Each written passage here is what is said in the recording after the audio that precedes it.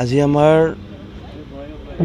অসমৰ গৌৰৱ, ভাৰতবৰ্ষৰ গৌৰৱ, বিশ্বৰ গৌৰৱ, বিশ্ববৰণ্য শিল্পী ভাৰতৰত্ন ডক্টৰ ভূপেন হাজৰিকাদেৱৰ যি মৃত্যুবাৰ্ষিকী, সেই মৃত্যুবাৰ্ষিকী উপলক্ষে আমাৰ বিজনীত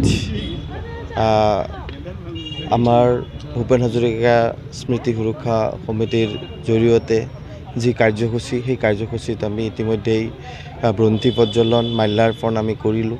দিনজোৰা এই কাৰ্যসূচী আছে।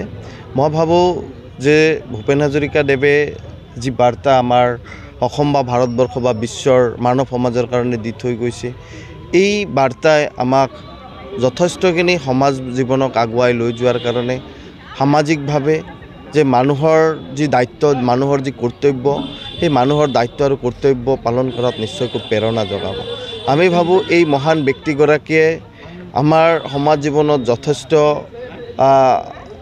তেনেকুৱা শিক্ষা দি থৈ গৈছে, যি শিক্ষাই আমি আগত ৰাখি পেলাই সাংস্কৃতিক জগতৰ লগে লগে সামাজিক, আমাৰ আধ্যাত্মিক জগতক বা দেশৰ প্ৰতি যি শ্ৰদ্ধা, এই শ্ৰদ্ধাক আগত ৰাখি আমি দেশখনক আগুৱাই লৈ যোৱাৰো সেই প্ৰেৰণা আমি লাভ কৰিছোঁ।